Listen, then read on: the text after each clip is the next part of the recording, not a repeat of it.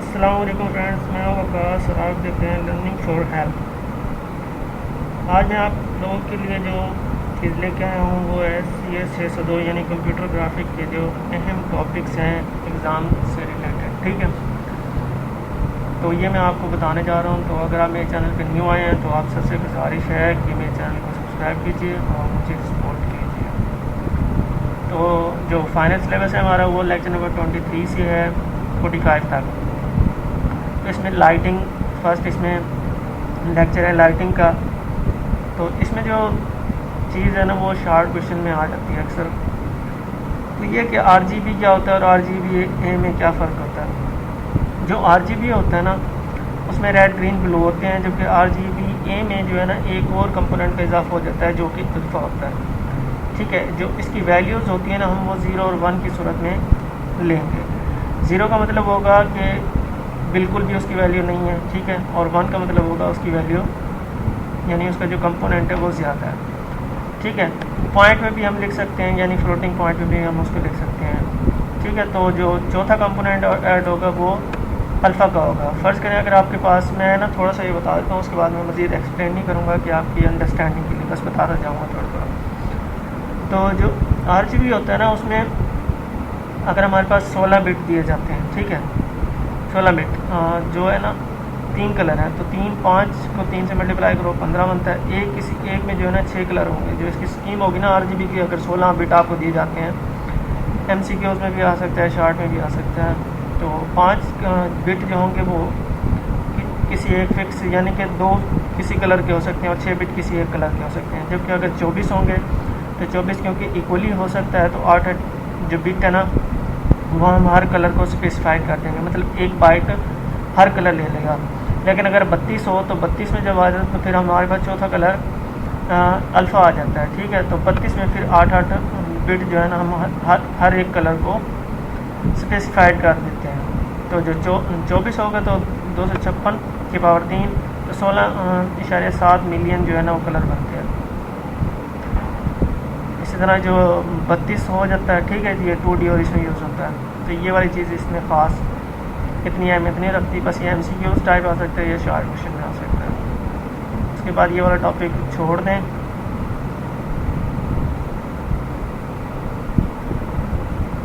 ये भी रहने दें, बस ये है कि इसमें इंट्रोडक्शन MCQs वगैरह इस टाइप की बन सकती हैं, बाकी इसमें कोई ख़ास चीज़ नहीं है।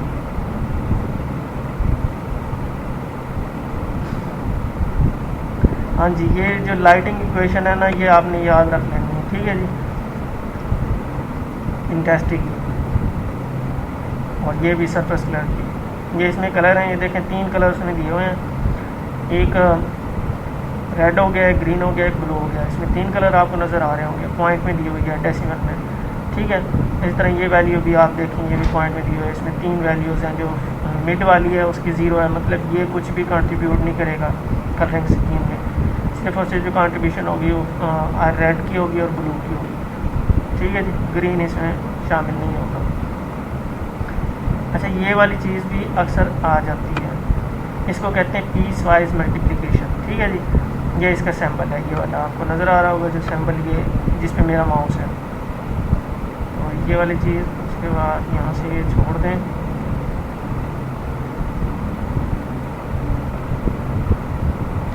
ये भी रहना।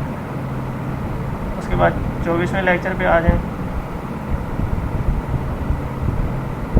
हाँ जी, ये चीज़ आ सकती है आपकी शार्ट क्वेश्चन में। ठीक है, जो वैल्यूज़ होती हैं ना वो स्टोर होती हैं 1 या 0 की सूरत में, लेकिन इधर पे दिया हुआ है 1.49 और 0.49, तो हम इसको इग्नोर कर देते हैं पॉइंट वाले हिस्से को। अब इसमें अगर वैल्यू देखें तो आप देखें 0.671, 1.0, 0.329। अब इससे तो आपको सब पता लग गया होगा कि ये RGB सिर्फ RGB है, इसमें A शामिल नहीं है, अल्फ़ा नहीं है। तो उसके बाद यहाँ से ये वाला भी छोड़ दें। हाँ जी, इसका वर्किंग आ जाती है, कलर स्पेस टूल हम क्यों यूज़ करते हैं। ठीक है, ये इसकी वर्किंग है यहाँ तक कि आप ये इसको देख लेंगे। कलर स्पेस टूल ये एक बार की तरह होते हैं, हम इसमें से जिसके कंपोनेंट ज़्यादा लेना चाहते हैं उसको कर लेते हैं। 255 की मैक्सिमम वैल्यू होती है। ठीक है जी, ये आपने अक्सर देखा होगा पिक्चर एडिटिंग वगैरह में भी यूज़ होता है।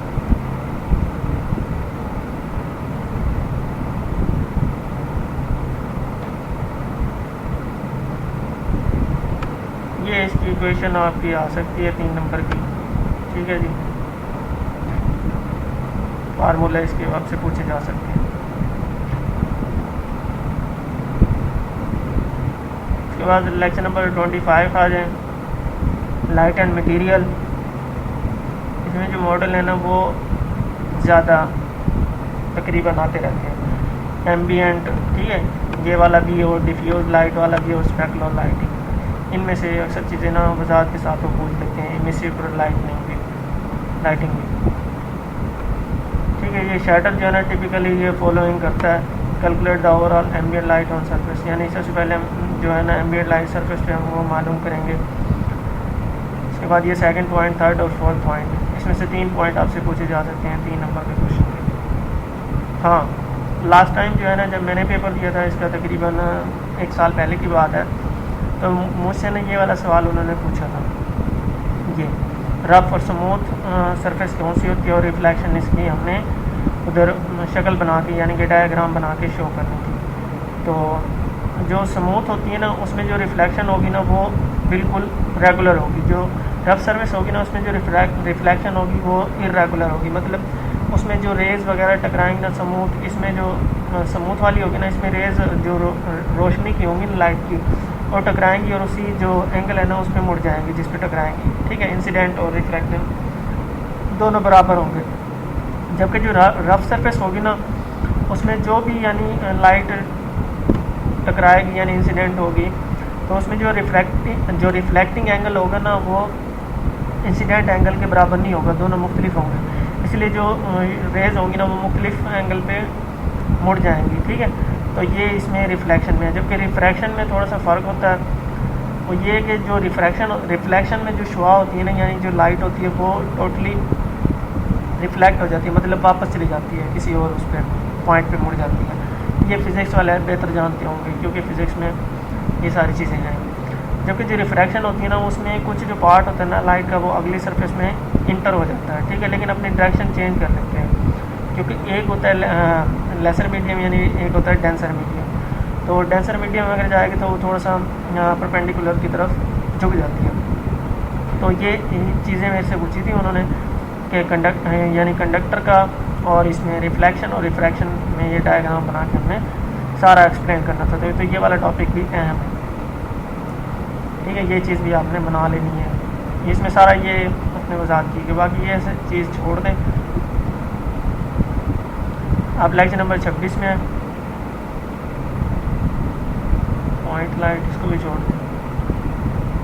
हाँ जी, स्पॉटलाइट अक्सर आ जाता है, ये लॉन्ग सवाल आ जाता है। स्पॉटलाइट क्या है, ये कौन भी आप इसके यानी कि आपको वो शक्ल दे देगा तो इसके पॉइंट कुछ मिस होंगे, वो आपने पॉइंट लिखने होंगे। ठीक है, या आपको ये पॉइंट सारे दे देगा, आपको कहेगा कि इसको एक्सप्लेन करें। ठीक है, अक्सर ये सवाल भी आ जाता है, यानी इसकी डायग्राम दी जाती है तो क्या कहा जाता है इसके पॉइंट लिखें जो मिसिंग है। मतलब ये 5-6 पॉइंट जो इन्होंने लिखे हुए हैं थीटा, ये सारी चीज़ें ना ये आपने उधर स्पेसिफाई करनी होती है। तो ये वाला क्वेश्चन भी अहम है। उसके बाद ये रिव्यू है टोटल, यानी कि जो कुछ हमने कंप्यूटर ग्राफिक में पढ़ा हुआ है ये सारा उसका रिव्यू आ रहा है। ये आप पीछे से सारा यानी रिवाइज करेंगे, इसको छोड़ दें। आप करेंगे तो आपके लिए बेटर है क्योंकि इसमें शार्ट चीज़ें सारी बताई गई हैं रिव्यू में। तो ये सारी चीज़ें पीछे वाली इसमें बताई गई हैं। रिव्यू के जो भी दो लेक्चर हैं मेरे ख्याल में, 2 या फिर 3।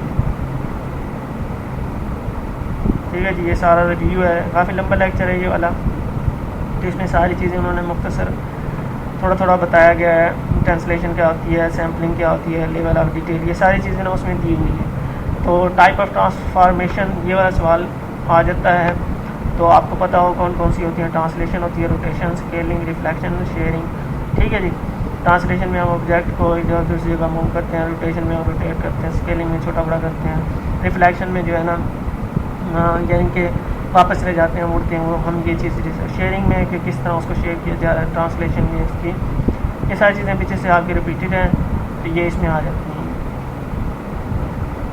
मैं तो आपको यही कहूँगा कि ये वाला आपने जो है ना कर लेना है। और ये वाला जो सवाल है ऑर्थोग्राफिक और ऑब्लिक, इसमें क्या डिफरेंस है, ये भी अक्सर आ जाता है।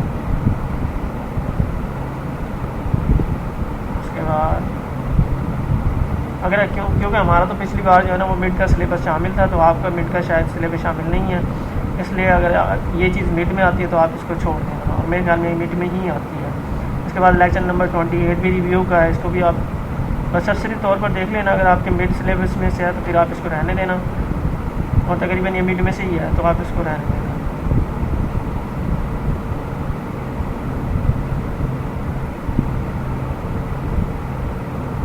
लेकिन ये पूरा मिड में से नहीं है, कभी आप समझें कि पूरा मिड टर्म में से है, इसके कुछ टॉपिक जो है ना मिड के हैं, बाकी आगे के हैं। तो ये सारा रिव्यू है, क्योंकि आगे जो है ना फिर और चीज़ शुरू हो जाती है। ये mathematics of light and shading part, ठीक है, इसका थर्ड, पहले 2 पार्ट आए, अब ये थर्ड, क्योंकि वो जो रिव्यू था अब इसमें जो है ना ये आई टोटल है कि ए आई ए, ठीक है जी, ये इसकी इक्वेशन है, मज़ीद इसकी आगे इक्वेशन वजाहत के साथ उन्होंने बताई हुई है, इसको भी रहने देना, ख़ास ही नहीं है।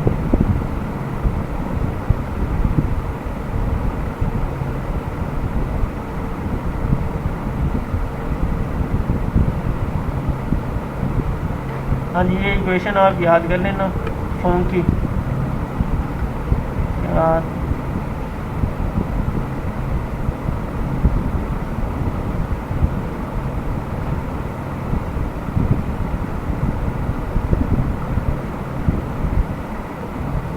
ये लाइट इक्वेशन है, तो इसकी जो वैल्यूज़ होगी रेंज में वो 0 और 1 की रेंज में होगी, RGB यानी 3 इसमें कलर होंगे।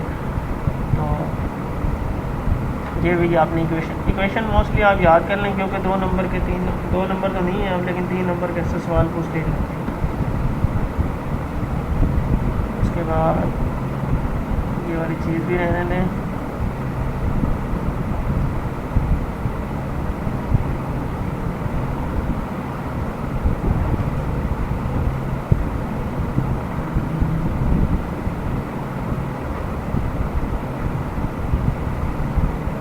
हाँ जी, ये फिज़िकली बेस्ड इल्यूमिनेशन उसने दिखाया गया। आप देखें इसमें इंसिडेंट लाइट है, तो ये उसी से रिलेटेड है। आप देखें ये एयर है, ये गिलास है, तो ये इससे रिफ्लेक्ट होती है, ठीक है। रिफ्लेक्ट होने के बाद तो अगर रिफ्लेक्ट है तो फिर रिफ्लेक्टेड लाइट इस तरफ चली जाएगी, अगर रिफ्रैक्ट है तो रिफ्रैक्टेड जो लाइट होगी ना वो अंदर चली जाएगी और कुछ हिस्सा उसका वापस रह जाएगा। तो ये एंगल इंसिडेंट होगा, ये रिफ्लेक्टेड होगा, ये रिफ्रैक्टेड होगा, ठीक है जी।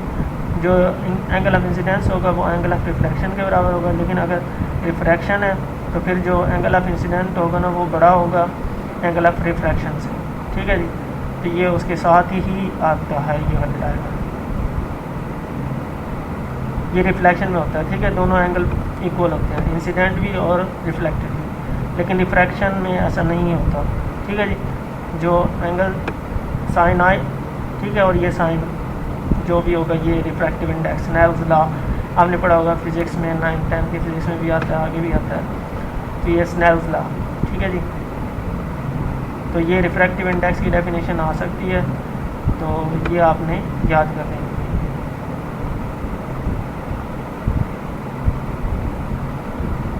हाँ जी, अब ये वाली जो इक्वेशन है ना, इसमें से आपका 5 नंबर का सवाल भी आ सकता है, ठीक है। आप रिफ्रैक्टिव इंडेक्स का ये फार्मूला है, आप इसको याद कर लेना। आपको वैल्यूज़ दी जाएंगी, आपने वो वैल्यूज़ आइडेंटिफाई करके आपने इस फार्मूले में पुट करनी होगी, और सिंपली आपने कैलकुलेशन करके जवाब डिग्री में निकाल लेना। ये आपके 5 नंबर इंशाल्लाह ऐसे आ जाते हैं सवाल। वैल्यू कुछ भी दे सकते हैं, और ज़रूरी नहीं है कि जो बुक में वैल्यू दी गई है आपको वही वैल्यू दी जाए। मज़ीद इंशाल्लाह मेरे खुद अभी फाइनल एग्ज़ाम हो रहे हैं, 30 से मेरे भी स्टार्ट हैं, तो इसके बाद इंशाल्लाह मैं ये बुक जो है ना पूरी कवर करूँगा, इसके बाकायदा ऑनलाइन लेक्चर में फ़राहम करूँगा। उसके बाद लेक्चर नंबर 32 पे आ जाएँ। इसमें ओपन जीएल है, ओपन जीएल में से सवाल आ जाता है, ठीक है। ओपन जीएल क्या है, कहाँ पे हम इसको यूज़ करते हैं, ठीक है, तो आपने ये भी याद कर लेना। तो ओपन जीएल के ऊपर ये डेफिनेशन है और कहाँ पे हम इसको यूज़ करते हैं, ऑडियंस डिज़ाइन पर, ये सारा इसका इंट्रोडक्शन है। तो ये चीज़ें आपने कर लें। ये इसके एडवांटेज भी आपने याद कर लेंगे, ठीक है। Developer driven advantages, industry standard, stable, reliable and portable, evolving, scalable, ये सारे इसके एडवांटेज हैं। आप इनके यानी कि हेडिंग याद कर लें, बंदा अपनी तरफ से भी कुछ लिख देता है। फिर ये टैलेंट आपके अंदर अगर है तो मैं तो खुद ऐसा ही किया था, क्योंकि एक बार रीड कर ली थी मैंने पूरी को, तो फिर उसके बाद जो चीज़ें आती थी अपनी तरफ से लिख देते थे इसको, क्योंकि बंदे को एक दफ़ा आइडिया हो जाता है फिर वो लिख देता है। तो वेल डॉक्यूमेंटेड भी है, इसका भी एडवांटेज है। ये वाली चीज़ भी आपने याद कर ली।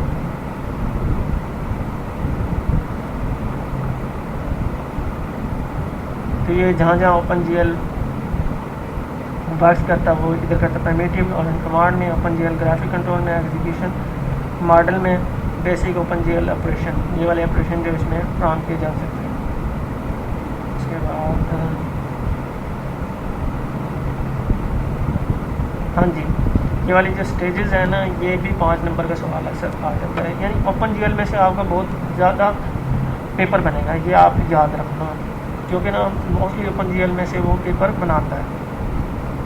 तो प्रोग्रामिंग भी आ सकती है, अलग अलग के ना है आपके पास, लेकिन प्रोग्रामिंग भी इसकी आ जाती है। तो मिक्स पेपर होता है, कभी इसका पेपर टफ आ जाता है, कभी सही आ जाता है। मेरे पास तो मोस्टली प्रोग्रामिंग आई थी, तो लेकिन अल्लाह का शुक्र है हो गया था। डिस्प्ले लिस्ट है, इसमें वैल्यूएटर है, पर वर्टेक्स ऑपरेशन है, प्राइमेटिव असेंबली है, रस्टराइजेशन है, ये चीज़ें आपने याद कर लेनी है। बाकी मैं इसको एक्सप्लेन तो अब नहीं कर सकता, क्योंकि वीडियो काफ़ी लंबी हो जाएगी, तो इसलिए बस मैं बता रहा हूँ, क्योंकि मुझे काफ़ी दिनों से रिक्वेस्ट की गई थी, तो मैं ये इसलिए बना रहा हूँ। बाकी हाँ, इसके जो है ना आपने गलत जो लाइब्रेरी वगैरह यूज़ होती हैं, ठीक है, ये आपने याद कर लेनी है इसमें, ठीक है। ये इसमें से पूछ सकते हैं कि किस लिए हम यूज़ करते हैं इसको, क्या पर्पज़ है इसका, ये इसके यूजेज हैं। ये कि थोड़ी मेहनत करनी पड़ेगी, लेकिन इंशाल्लाह पेपर अच्छा हो जाएगा। ये गलत RGB है, गलत RGB, गलत इंडेक्स, इनके सारे ये यूजेज हैं इसके, सिंगल, डबल, एक्यूम, अल्फ़ा, डेप्थ, ठीक है। ये सारी चीज़ें आपने ये वाले इसके यूजेज ओपन जीएल के इसमें देखेंगे गलत के। उसके बाद ये भी रहने दें, बाद 34 लेक्चर आ गया जी। अच्छा, अब आपको ये तो पता लग गया होगा कि जब 4 पॉइंट दिए गए होते हैं उसका मतलब RGB होता है, ठीक है। जब 3 होंगे तो फिर RGB होगा। ये इसमें FFA वैल्यूज़ इसको रिप्रेजेंट करते हैं, 0.0F, 0.0F, 0.0F, 0.0F, ये 4 वैल्यूज़ दिए गए हैं। तो इसका मतलब है इसमें 4 कलर हैं, कौन कौन से, RGBA, ठीक है जी।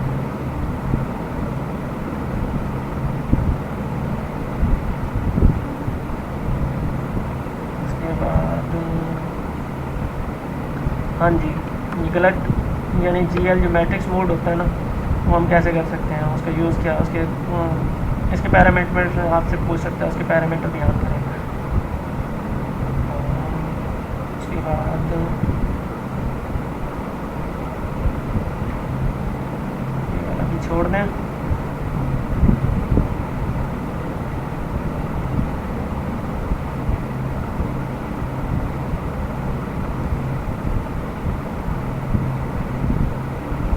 ये उनके लिए है जो यानी कि शॉर्ट वर्क में करना चाह रहे हैं। ये मेरी अपनी तरफ से असम्पशन है, मैं ये नहीं कहता कि आप फुल्ली इसको फॉलो करें, आप अपनी तरफ से भी तैयारी रखना। ये क्योंकि मुझे कहा गया तो मैं आपको बता रहा हूँ। तो ये GL कलर के 2 वेरिएंट होते हैं, ये भी आपसे पूछे जा सकते हैं, GL कलर 3 और 4, ठीक है। ये इसकी थोड़ी सी आपने वजाहत कर देनी।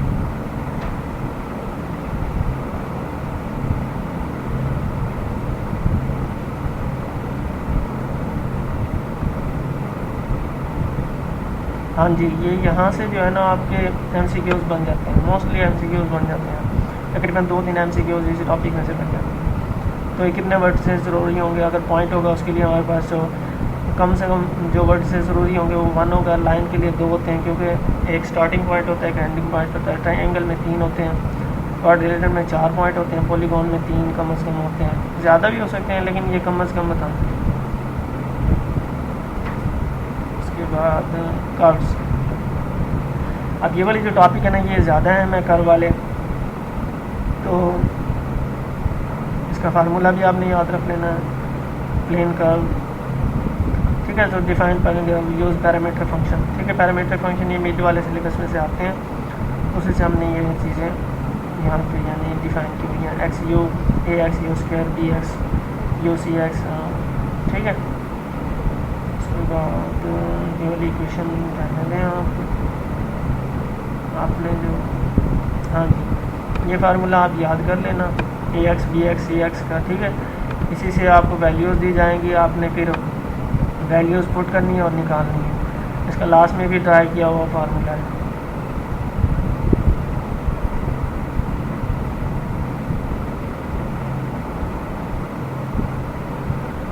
यहाँ से भी आपको कुछ चीज़ें फराहम की जा सकती हैं, ठीक है जी। कुछ मिस कर देगा, कुछ दे देगा, तो आपने पुट करके उसकी वैल्यूज़ आपने आंसर निकालना होगा, ठीक है, मैट्रिक्स वगैरह के शेप में। और इनमें से भी सवाल आ जाते हैं, ये फार्मूले भी आप मस्ट कर लें। कोई वैल्यू आपको दी जाएंगी, आपने फार्मूला पुट कर वैल्यू निकालना।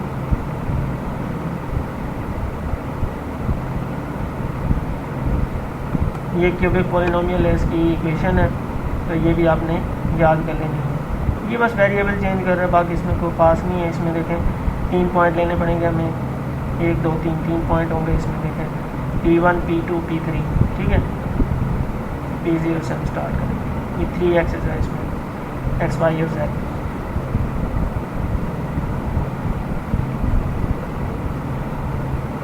ये मैथमेटिकल इक्वेशन है, ये वैसे आनी तो चाहिए आपको, लेकिन अगर शॉर्ट टाइम के लिए कर रहे हैं तो फिर तो रहने दें, क्योंकि आप ये एक्सप्लेन नहीं कर सकते। ये MCQs में आ जाती हैं अक्सर। बाकी ऐसे खास नहीं है। हाँ जी, ये वाली जो है ना ये आपसे पूछे जाएंगे, 3 पॉइंट आपको दे दिए जाएंगे, P0 P1 P, यानी कि कुछ भी हो सकता है, P1 P2, ये इनकी बाउंड्री कंडीशन आपको दे दी जाएगी, ठीक है। आपको कहा जाएगा कि आप इसकी इक्वेशन ड्राइव करें, तो फिर आपको पता होना चाहिए कि P0 कौन सा है, P1 कौन सा है, P2, ठीक है। ये सारी चीज़ें आपको पता होना चाहिए। इसमें मैं एक्सप्लेन तो नहीं कर सकता इतना।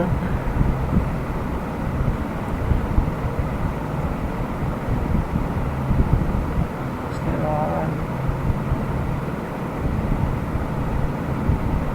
ये भी छोड़ना, बेजियर कर्व, हाँ जी, जो बेजियर कर्व है ना इसमें से सवाल आ जाता है 5 नंबर का। बेजियर कर्व क्या होती है, ठीक है, इसकी इक्वेशन बयान करें और मतलब कि इसको एक्सप्लेन करें, ठीक है। पॉइंट्स वगैरह लेके ये आपने करना है, इसकी इक्वेशन भी आपने याद कर लेनी है।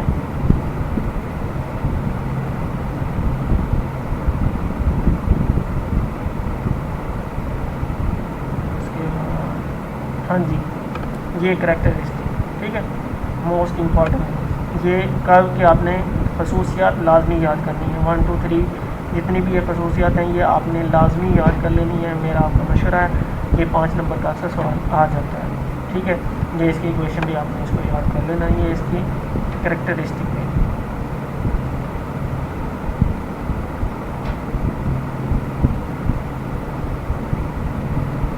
उसके बाद लेक्चर नंबर 39 है ये, हाँ जी, ये वाला भी एक सवाल आ जाता है, टी इंटरसेक्शन क्या होता है, ठीक है। टी इंटरसेक्शन क्या है, उसकी शक्ल बना के आपने वजाहत करनी होगी, ये टी इंटरसेक्शन, ठीक है। तो ये अनडिज़ायरेबल है, ये ओके है, तो इसमें से भी सवाल आ जाता है 5 नंबर का, ठीक है जी। ये आपने टी इंटरसेक्शन को पूरा कर लेना, इसका यूजेज भी। बाकी ये चीज़ छोड़ दें, इसमें से नहीं आता।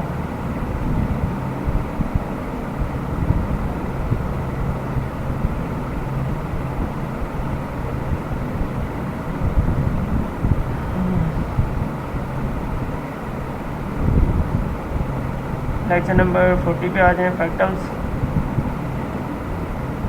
हाँ जी, फ्रैक्टल्स क्या होते हैं, ठीक है। ये जब तो 2 नंबर का पैटर्न था, क्योंकि ज़्यादा सवाल आते थे तो अब तो कम ही सवाल आते हैं, लेकिन ये भी अक्सर 2 नंबर का आ जाता था। 3 का तो नहीं आया था, लेकिन 2 नंबर का आ जाता था। अब तो 3 नंबर का पैटर्न है और 5 नंबर का पैटर्न है। तो आपके लिए जो है ना, आपके लिए क्या, हमारे लिए भी अब थोड़ा मुश्किल हो गया है। तो ये फार्मूले इसके आपने याद रखने हैं। उसके बाद इधर से कुछ भी नहीं है, इसे छोड़ दें।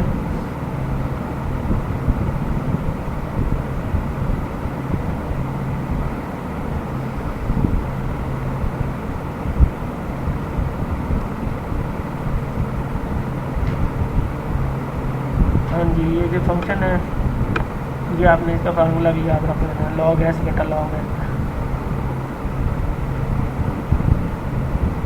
बाकी इधर से खास चीज़ नहीं आती।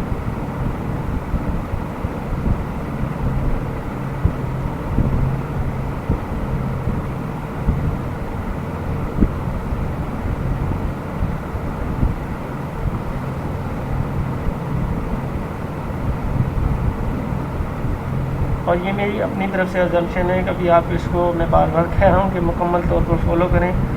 आप अपनी तैयारी भी जारी रखना है, ये सिर्फ उनके लिए जो शॉर्ट टाइम में कुछ करना चाहते हैं। कभी फिर यानी कि आप कम्प्लीटली इसको फॉलो करें और कहें कि खास भाई ने हमें ऐसे कहा था, उसमें से पेपर नहीं आया। कि पेपर कहाँ से आता है मोस्टली किसी को नहीं पता, लेकिन ये है कि पता लग जाता है कि ये चीज़ अहम है या ये नहीं है। तो लेक्चर नंबर 40 है, व्यूइंग है। कैमरा एनालॉगी में से आपका 2 नंबर का या 3 नंबर का सवाल बन जाता है। 3 नंबर का ही सोचते हैं कैमरा एनालॉगी क्या होता है, ठीक है।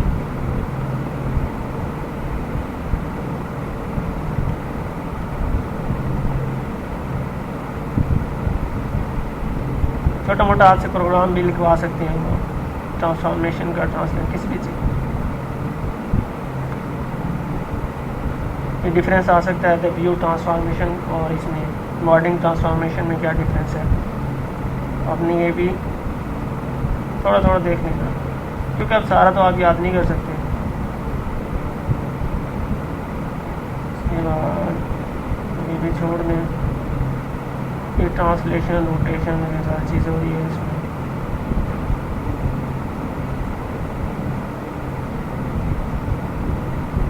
कोई चीज़ आ रही है,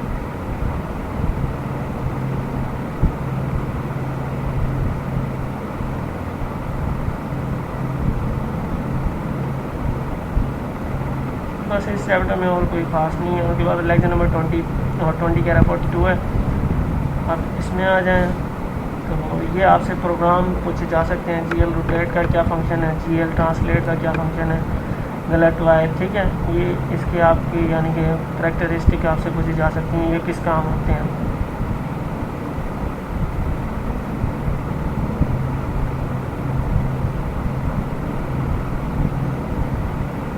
बस इसमें फास्ट नहीं है। उसके बाद real world and open GL lighting, lecture number 43 है।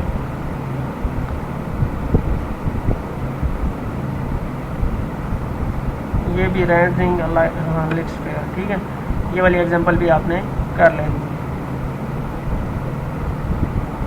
ये पूरी एग्जांपल तो कोड तो आपको नहीं कह रहा मैं, ऊपर वाली ये जो चीज़ आपकी याद की गई है आप कर लेना।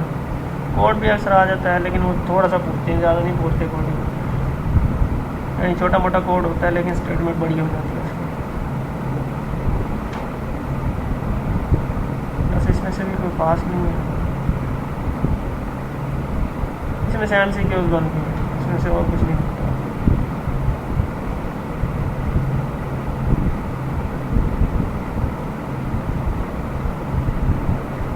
ये कौन की था,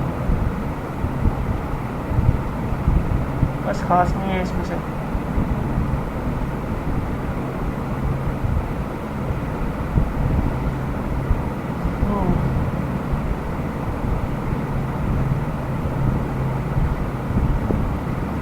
ठीक है, ये चीज़ आपने कर लेनी है।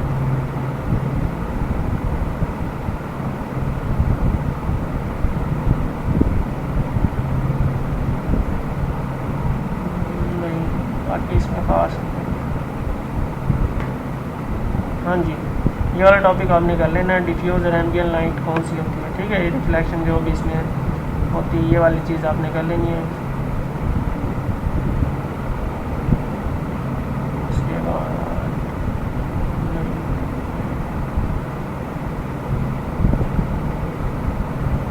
नहीं, इसमें से खास नहीं होता। एवेल्यूएटर, हाँ जी, ये आपका आ सकता है। एवेल्यूएटर क्या है, बीजियर कर्व क्या है, उसका वेक्टर, ठीक है।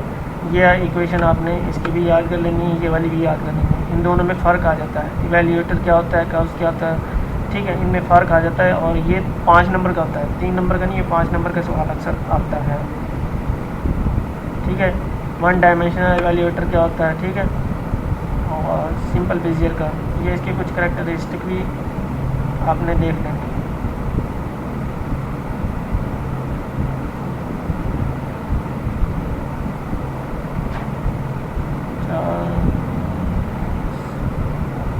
ठीक है, ये 1 डायमेंशनल इवेल्यूएटर, 2 डायमेंशनल इवेल्यूएटर, इनमें क्या डिफरेंस है थोड़ा थोड़ा बताएंगे। 5 नंबर का सवाल आ जाता है और ये इक्वेशन आपने लाजमी याद रखनी है इसकी, ठीक है।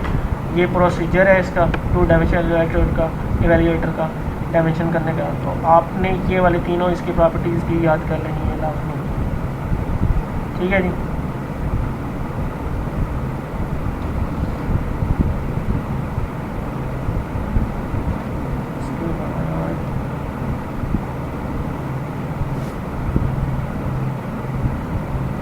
लेक्चर नंबर 45 है, एनिमेशन है। इसमें से कोई ख़ास नहीं आता, 3 नंबर का सवाल आ जाता है, बाकी 5 नंबर का कम नहीं आता इसमें से, एनिमेशन में से।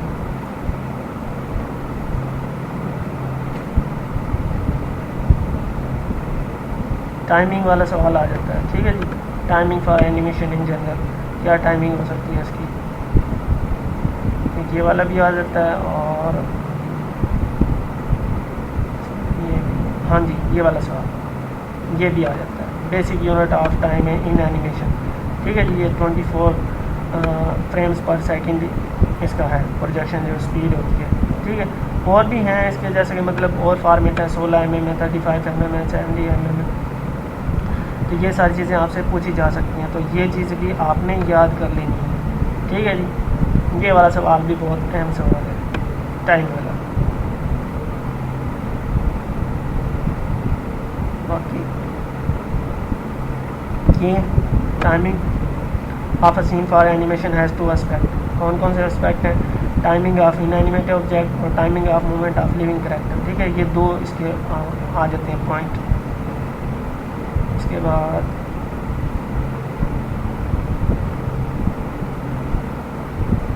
बस